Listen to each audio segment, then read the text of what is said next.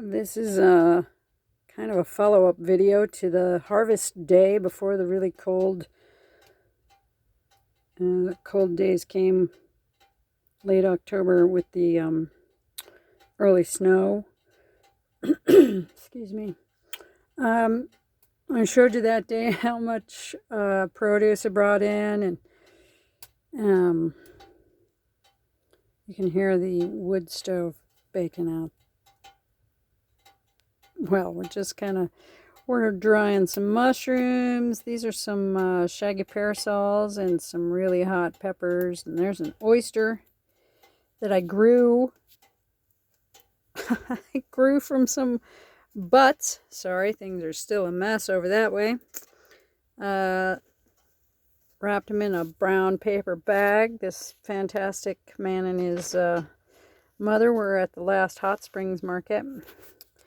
You can kind of see we're going to get some more myceliums starting to come along. Got one little oyster off of that stump at the bottom.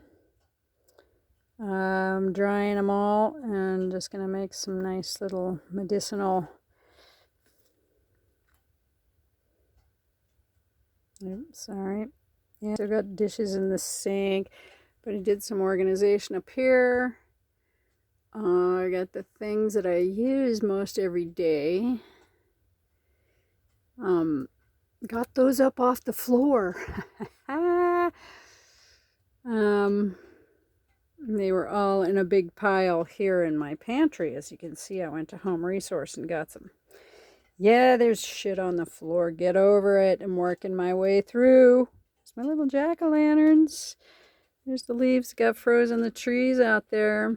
Anyway, I wanted to just show you some of the ways that'd be me and the cats, me and myself and I, how you got to make use of what has been dead space in this cabin since I moved in here.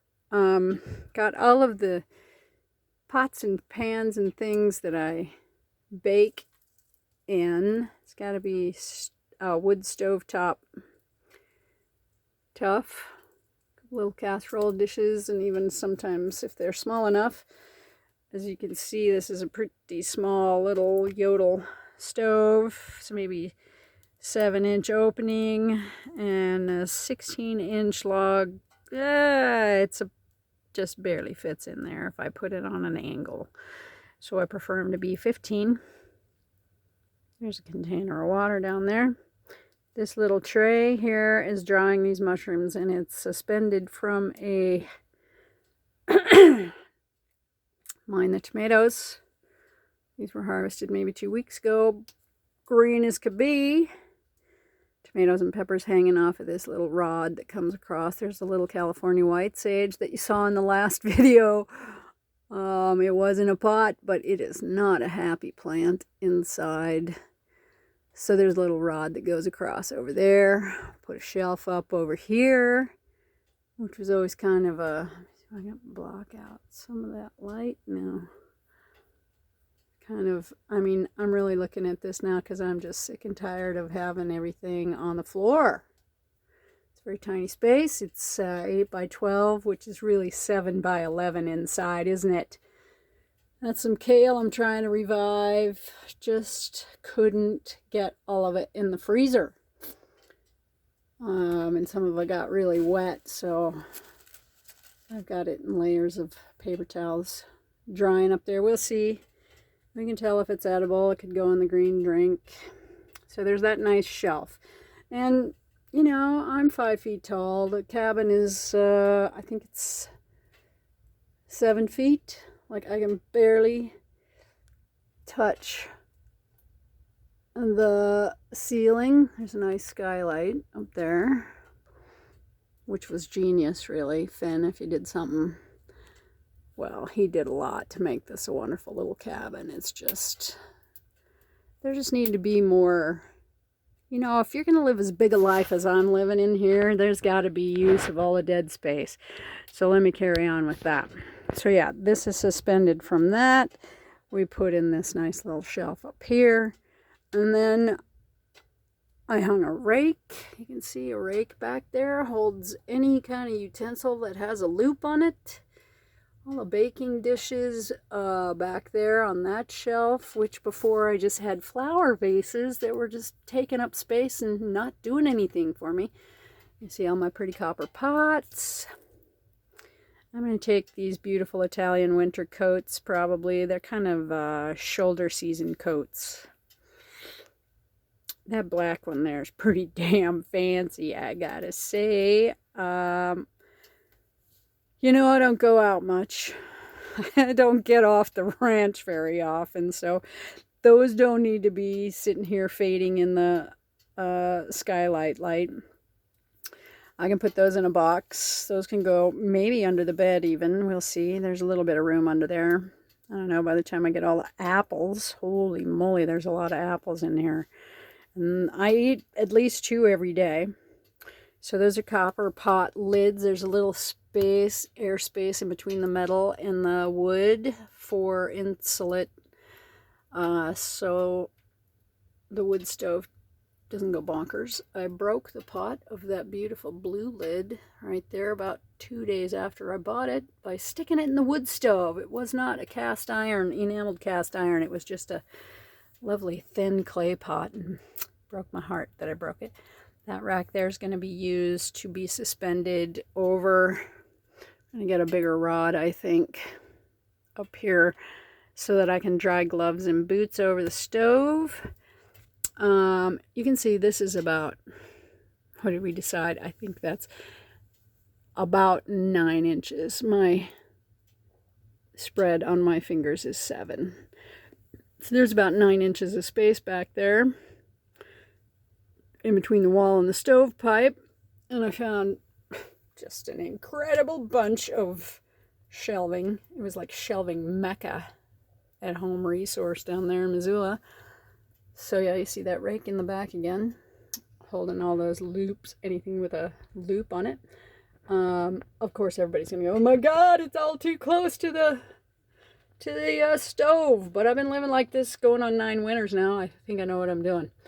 That's a metal shelf. These are metal. They're like little file. I'm sure they were on someone's desk for files and whatnot. So anything that's glass is kind of back against the wall. It went right next to the pipe, but you can see there's a metal. There's pewter. No, actually, those are silver wine glass, and the coffee percolator pot. These are my homemade dowsing rods, coat hangers, that's right.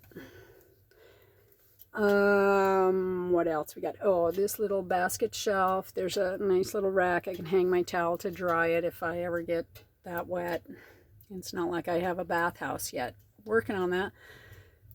Things that are more seldom used. I might have to move that Limoges vase and that my mom had for years. I don't know. We'll see. Got a little fire going in there right now. And I got your little fan. This is a little do-it-yourself off-grid diffuser. We've got a little tea light under there, which I was trying to heat. This was like, you know, they tell you can heat a whole building with one of these little make-it-yourself. And that's bullshit. I'm just going to tell you right now. All those ads you see about that genius child that warmed his classroom because they were freezing and they were using a pot. Yeah. No, it doesn't work. But it can. This is too big. I would use a pot. Downsize that a little bit to make a little lavender. Put the buds on top. Maybe even some oil on the top. You prop it with a couple of washers so it keeps the candle going. But right now we're mostly working off of the wood fire. And you sprinkle your little buds or essential oil on top. And what else we got in there? You can see my neti pot and the nice little clay cooking pot back in there, that black thing, and then my coffee drip. I mean, think about it, folks. There's no drawers and cupboards in this tiny space, so you gotta get really creative. measuring cups, little hanging basket that hangs off another one of those file baskets, which that's again a very tight space, but all of those things are ceramic or metal, as you can see, so they're not going to catch fire back there. They're actually going to absorb heat and radiate heat. So hey, I think it's genius. Anyway, just wanted to show you some improvements. This is part of the Slider Puzzle Life series. Today, I want to deal with that nightmare over there. Just take a before and after shot. There's Frank backing it all up. There's a cat asleep over there. Tomatoes.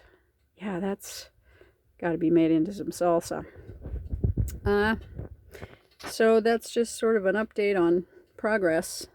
Progress is slow and steady. Thanks for tuning in. This is my Slider Puzzle Life series. If I want to do, we want to deal with that problem today. So you'll probably see the next updated video of living in a small, tiny house with a really big life, how we fix that situation there. And I got to fix that because a shelf is going to go midway in that window across. That's going to hold all of the witchy voodoo stuff that's here in the window. The altar, you know what I mean? And there's some nice little things still drying that need to be packaged. Some turkey tail that I found a number of dead, what were they, mountain ash logs that a friend gave me a couple years back. And they all just been sitting out holding tarps down here and there, getting pretty wet. And they're all sprouting these beautiful turkey tail mushrooms. And from what I understand, once they start sprouting, you just harvest and keep harvesting. They'll keep growing. So yeah, there's a bunch of, you know, all the herbs and all that stuff has to move from here, because in order to put a little rolling cart, we're going to take out all these bins too. That's another day. I thought that was going to work for a pantry, but it really doesn't. I'll tell you what, you know, you put stuff in a bin, and damn if it isn't just out of sight, out of mind, and they're stacked and there's stuff on top of them, so it just doesn't really work. I thought it was going to work last year and it didn't. But in order for me to move all of that shit, it's going to go over the shelf on that window there. So I got to move all that shit. All right. Hey, thanks for tuning in. We'll see you on the next one. This is Lavender Lori, living a really big life in a very tiny space, going on 9 winters off-grid in western Montana, the Mission Valley. And it's a beautiful day out there. I don't know if you can hear on the Rosalie Ranch. That's the big, huge house of the neighbor, but it's a pretty day here in the neighborhood. The Bison Range. There's Nomi and his dragon. Bye for now.